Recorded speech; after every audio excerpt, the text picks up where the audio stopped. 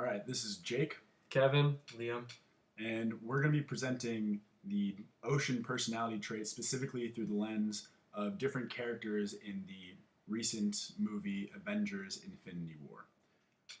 Just as a disclaimer, we will be saying some spoilers for the movie, and we'll try our best to say spoiler alert beforehand. So if you do hear spoiler alert and you have not seen the movie and don't want to hear about it, cover your ears and just don't listen. But if Miss Johnson is still showing this video in 20 years and you still haven't seen the movie, that's on you.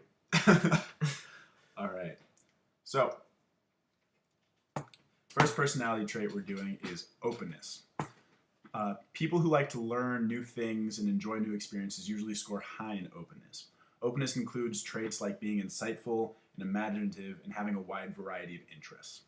So our first character that we found who demonstrates this character trait is Spider-Man.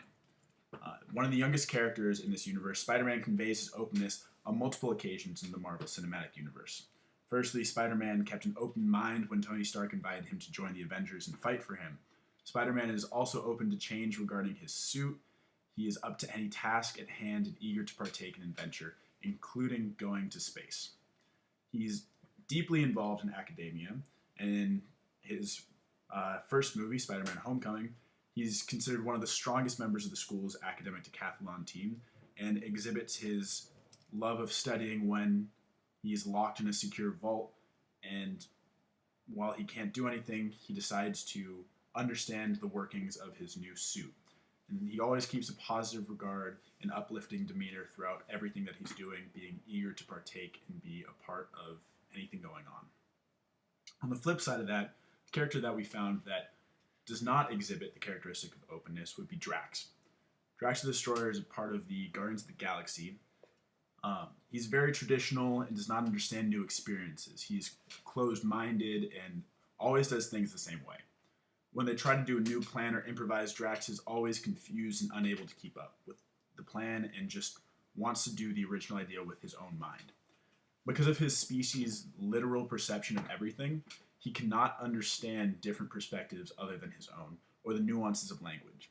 He's not one for adventure and often exhibits discomfort in new situations, purely using his drive for revenge to motivate taking on new experiences. He lacks imagination, and his only main interests include revenge. As he spends time around the other Guardians of the Galaxy, he becomes more adjusted to our human perception of normal, but he's still extremely slow to understand the world around him. Okay, the next trait is conscientiousness, and people that have a high degree of conscientiousness are reliable and prompt. Traits include being organized, methodical, and thorough. So the example that we have of being very conscientiousness is, or having a lot of it, is Thanos. So Thanos has a very organized and thought out plan to capture all of the Infinity Stones and eliminate half of the population of the universe, spoiler alert. And in the movie Infinity War, Thanos' plan was perfectly executed, and he was able to overcome all the Avengers with a list of 75 characters or whatever they had, seize all 6 of the Infinity Stones and vaporize half of the universal population. So basically everything he wanted in his plan worked exactly how he wanted it. So it was very well thought out. He was thinking ahead of time. He was able to counter for everything the Avengers could try and throw at them. And then the other example of someone who's not very conscientious is Star-Lord. Star-Lord relies a lot on improv, as do most of the Guardians of the Galaxy. A lot of his actions have zero real plan behind them. He just kind of goes off of what he thinks might be best for the next move without really thinking ahead of time. And a lot of times that works for him, but in one example that we see in Infinity War, spoiler alert, is as they're about to remove the gauntlet from Thanos' hand, Star-Lord is very angry at Thanos, but instead of thinking it through and just waiting till they get the gauntlet off and then punching him, he just lets his anger overcome him, and he decides to just start hitting him right away, which ends up disrupting their plan. So Thanos ends up waking back up, and so their plan fails, and then, as we said before, Thanos ends up winning. So instead of thinking it through and really just holding off for a second, he just doesn't think it through at all and isn't really aware of what his actions are about to do. Okay, so the next personality we're going to talk about is extroversion. So people with extroversion, the traits include being energetic, talkative, and assertive, sometimes seen as outspoken by introverts. Extroverts get their energy and drive from other people, while introverts are more self-driven to get their drive intrinsically. So Iron Man is a perfect example of someone who practices extroversion. Iron Man, also known as Tony Stark, is an insanely successful businessman because of his development in technology, who also captains the Avengers. He is a team leader and always takes initiative for when a problem is prompted. He feeds off the energy of his coworkers and asserts himself over his opponents. Iron Man is someone who's very strong and who is more of an older Avenger who captains them and provides guidance for them. On the flip side of extroversion, we have Mantis, who is an introvert. Mantis has hardly any dialogue throughout the entire movie. She seems to always have a stable and mild temperament and does not speak out against the other characters. Although an important character, she does not assert herself in the same way as other leading characters like Iron Man. The next personality trait we have is agreeableness.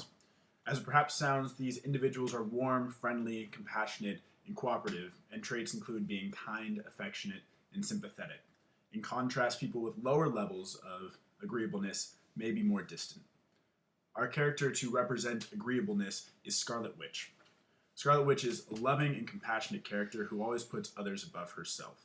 We see examples of her agreeableness specifically in Marvel Age of Ultron, as well as Captain America Civil War. And in both of these instances, she is doing whatever she can to help the people around her, and the people that know her love her to death. She is friends with everyone because she is able to understand and connect with everyone, partially because of her powers, but also because of her personality. Specifically with Vision, who is an AI and not entirely human, and therefore it is hard for Vision to connect with other characters. Him and Scarlet Witch fall in love because she is just so agreeable with every character around her. She can even be agreeable with a robot. On the flip side of this, we have Ebony Maw. Ebony Maw, otherwise known as Thanos' Squidward henchman, is not agreeable at all. While he may take orders from Thanos, it's most likely due to fear. He's a ruthless assailant and does not care how much pain or anguish he is putting onto others. He will do whatever it takes to get what he wants, and he does not show any real emotion and just blindly follows orders without caring about its effects.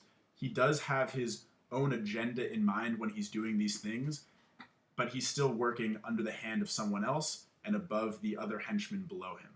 An example is when he's torturing Doctor Strange, and he'll push as much as possible to get what he wants and doesn't really connect with the people around him. Even with Thanos, he merely acts as a henchman, and because of his own personal agenda, which is more in depth in the comic books, he is not entirely agreeable even with Thanos, who is his master. Alright, so the next thing we're going to talk about is neuroticism as it completes our ocean, O-C-E-A-N. It's the N. Neuroticism, or emotional stability, relates to the degree of negative emotions. People that score high on neuroticism often experience emotional instability and negative emotions. Characteristics typically include being moody and tense. Groot is a perfect example of someone who's neurotic. Groot is a moody teenager during the movie. As Marvel utilized satire when depicting Groot's character, he was a stereotypical teenager who constantly was on his phone and playing video games during times of danger for the Avengers. He paid almost no attention when the other characters were in danger and went out of his way to be bitter and rude towards those characters. Someone else who shows a lot of neurotic behavior is Hulk. Spoiler alert. Okay. Hulk refuses to appear after getting absolutely manhandled by Thanos. After his first fight, Hulk did not appear the entire rest of the film. So after his interaction with Thanos, Banner was unable to get him back out of him. Much like Groot, Hulk disregarded the needs and wishes of other characters. Hulk is usually someone who is strong, who provides a lot of impact on the fights. However, he was completely disregarded in this movie because of the first interaction with Thanos. And to clarify, we're talking about Hulk and Bruce Banner as two separate people. So while Bruce Banner's in the whole movie, the Hulk is someone who, as you can see throughout the movie, refuses to come out even when Bruce Banner is literally like begging him to come help. So on the opposite end of the spectrum for neuroticism, we have Thor. And Thor's a character that uses his anger as part of his powers. He rarely gets truly angry and is generally calm and collected. But when he does succumb to his emotions and get angry or upset, he's normally able to utilize it for his strength, so he's just very smart about it. He's incredibly emotionally stable, including still caring for his brother after repeatedly having his brother Loki try and kill him throughout their lives many times. And you can see within Thor Ragnarok, Thor and Loki are having a conversation where Loki asks, "Do you think we'll ever get back to being normal brothers?" And Thor says, "Brother, I knew we have diverged on different paths a long time ago. You're who you are and I'm who I am." So Thor to have that type of emotional awareness about himself and his relationship with his brother just shows, how strong emotionally he is. And he generally is easygoing and relaxed. And his job as an Avenger is, fighting for justice. And he normally has a lot of fun with this and is very just relaxed and making a lot of jokes while doing it. He's not super high strung like some other characters are.